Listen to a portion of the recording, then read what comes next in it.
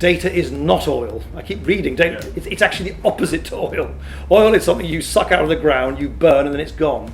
Data is precisely the reverse. We employed huge numbers of people, I mean in explosive numbers, as this explosion of online activity took place during the pandemic.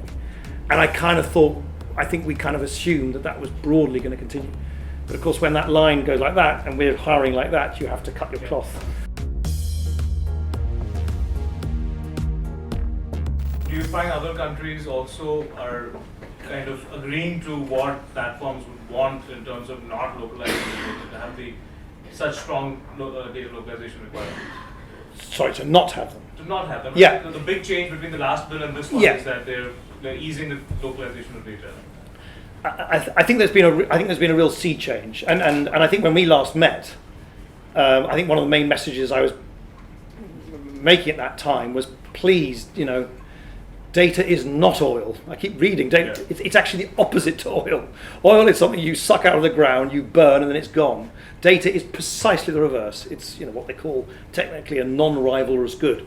You can duplicate it over and over again. You can use it over and over again. It's solar energy. It's not oil.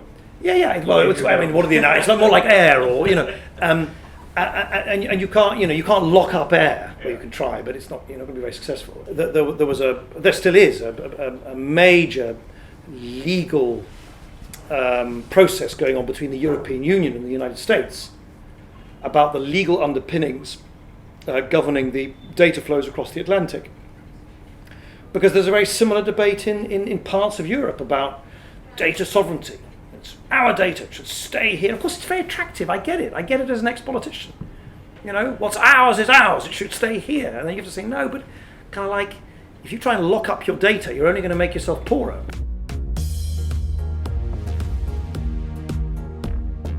You've been saying, and you said it the last time we met at the Indian Express exchange, that governments are a lot more powerful than big tech. There is no debate on that front.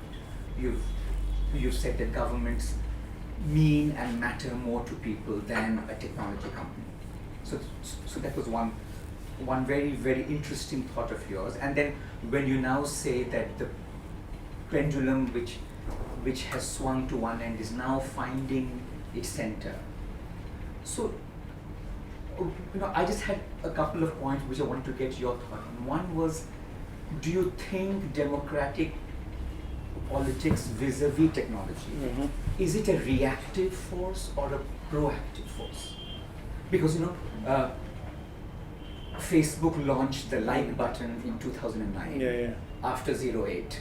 And it is almost 13 years later that we are talking about how to regulate Facebook. Right. So it's very way down.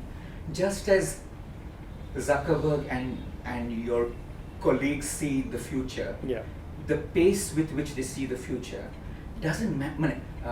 The pace with which democratic politics sees the future, there's a huge lag.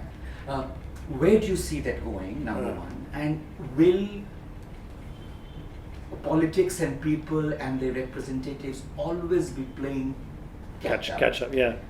And the follow-up is, I'm getting you to wear your deputy PM hat now, and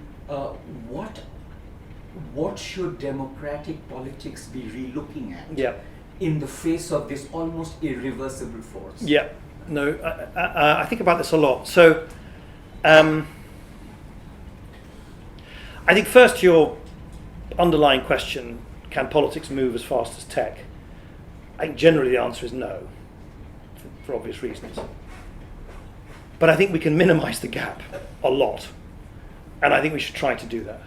Because I don't think it's healthy at all. I think you make a great point. It's not healthy at all that 13 years after the like button, we're working out what the rules should be of the road.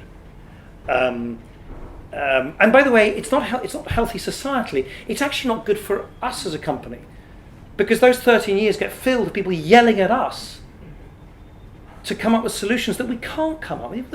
One private sector company, however big, can't replace these societal judgments. Let me give you a very specific example of something which no private sector company should or is able to answer on its own, which is this.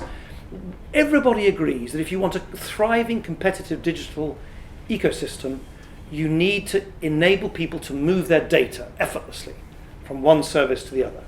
Sort of pick up your data valise from one service to a competitor one. But of course, what's called data portability. But of course, the more you encourage data portability, the more you incur risks to privacy. Because just by definition, the more data goes walkabout, the more of it might get lost or fall between the cracks or get into the wrong hands and so on. So it's just a fundamental trade-off between competition and privacy, between data portability and data security, to the freedom that we enjoy every day.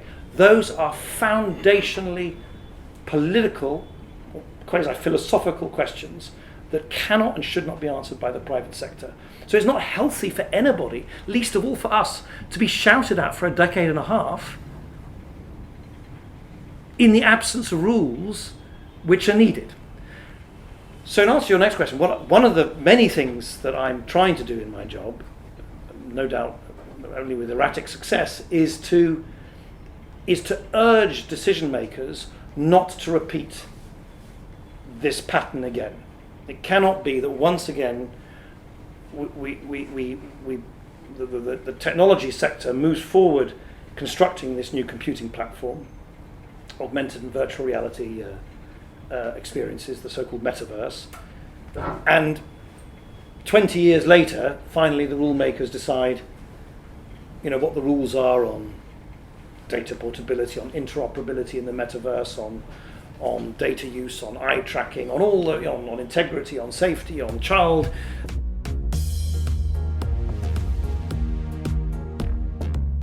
There are two issues on which your stance there's a sharp difference between your stance and the Indian government. On the new IT rules, information technology rules, which came a year back, on which you are supposed to, if there's a mischievous message which is deemed by the government, any message which is mischievous, you have to give from where it has originated, on which you have said that it amounts to breaking encryption. Of course, the government doesn't agree with it, and I think the matter is in the court. B, your new privacy policy, which also came into force, I think sometime last year or so, under which users' commercial data can be shared with Facebook or WhatsApp. Both are related to WhatsApp. WhatsApp mischievous message and WhatsApp commercial data can be shared with Facebook, on which also Competition Commission of India is looking into it. You haven't got any relief from the court. The matter is still, of course, there. But now, with respect to the second question, now with the new data protection bill, which you have welcomed, there the user has to give a consent how user data has to be used, where it has to be shared, and for what purpose, which, as far as I understand, will come in conflict with your privacy policy of sharing WhatsApp data, commercial WhatsApp data of any user with Facebook. If a user says no, obviously you won't be able to do it, because as per the provisions of the new data protection policy as it stands today. So A, whether you are going to revise your new privacy policy of sharing commercial data of consumer between Facebook and WhatsApp. B, with regard to tracing the origin of the mischievous messages, wherever the government defines that this is a mischievous message, has there been any change in your stance, or has there been any discussion with the government since you have met the minister recently on these two issues? Sorry, it's a rather boring answer, but they're both subject to processes which are underway. Well, one is sub judice, as you in the courts, the traceability. The other one is subject to.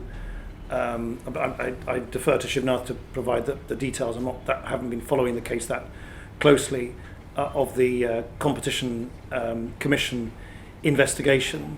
But on the underlying issues of principle, we have no quibble at all with the idea of user consent. Of course, users should consent to the way their data is used.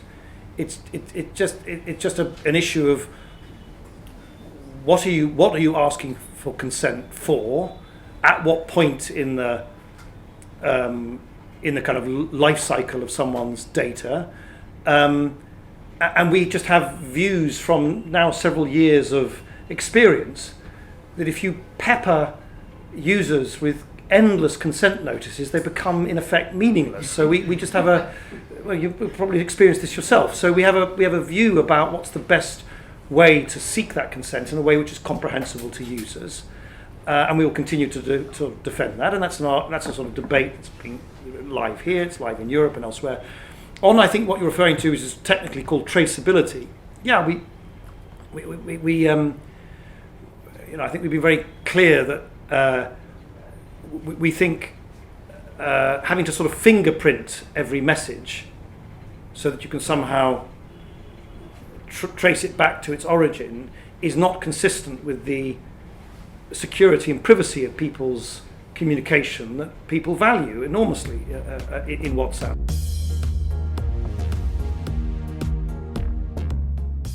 Pardon me if this question is a bit vague, but given that Facebook is a company headquartered in America, and Mr. Zuckerberg has time and again spoken of values of free speech, liberal democracy as sort of being central to the company. Recently, I think on a Joe Rogan podcast, I heard him say something to that effect. And do you find that there is one thing when you say, okay, there's the law of the land, I'm in India, this is the speech law, this is what we can do, consistent with what we can do and should do. But how far do you find that you have to do, say, values localization? In addition to, apart from the technical stuff, which is, you're the biggest publisher perhaps in this country right now. And even though it's a platform, not a publisher, one can quibble on that. There are certain responsibilities that come with that kind of thing, or at least certain contingencies you'll have to deal with, which are often ethical ones, not merely technical ones or legal ones. So how is that negotiation taking place? As you expand and go deeper into rural markets, into multiple kinds of geographies, how is that challenge? How do you face that? Yeah, it's a very, very important question because I'm putting words into your mouth, but the world is not flat. Each country and culture is not identical, culturally, demographically, economically, and so on. I think what we firstly, because we're a global platform, we try and be as open and consistent as possible. But that doesn't mean that we're operating in some sort of inappropriate ideological West Coast straitjacket. For instance, we have in our content standards, we have provisions about caste-related hate speech, which is entirely derived from the content we see in India and entirely inapplicable elsewhere. And I think that sort of suppleness between different jurisdictions will increase over time as governments legislate with their own particularities in mind. I do think, and we're very open about the fact that particularly, and this of course doesn't apply to in the world's largest democracy, but in countries which are much more fragile and much more susceptible to being engulfed by civic violence, or where there aren't the checks and balances you have in this country and so on and so forth, a free press and so on.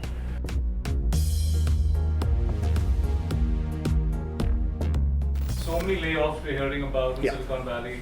TikTok is hiring. Is there anything you want to say? I know we're out of time, I'm hearing all the whispers, but anything you want to say on the business side? Well, look, the main there's lots of features to it, and each company is different. Lots and lots of companies have been pulling back, not just ourselves. Stripe, Facebook, all of them. Twitter, very dramatic, but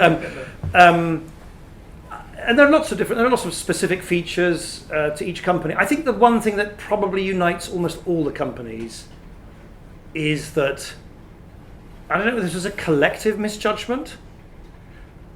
I think there was an assumption that the trends we saw in the pandemic would continue. In other words, that the huge shift to online work and play and commerce was somehow a permanent step change. And it turned out not to be the case. Perhaps with hindsight, kind of obviously, because as life became normal again, people sort of in a sense, defaulted back to their pre-COVID habits. But I think, certainly speaking for Meta, we employed huge numbers of people. In explosive numbers, as this explosion of online activity took place during the pandemic. And I think we kind of assumed that was broadly going to continue. But of course, when that line goes like that, and we're hiring like that, you have to cut your cloth. You have to cut your cloth differently.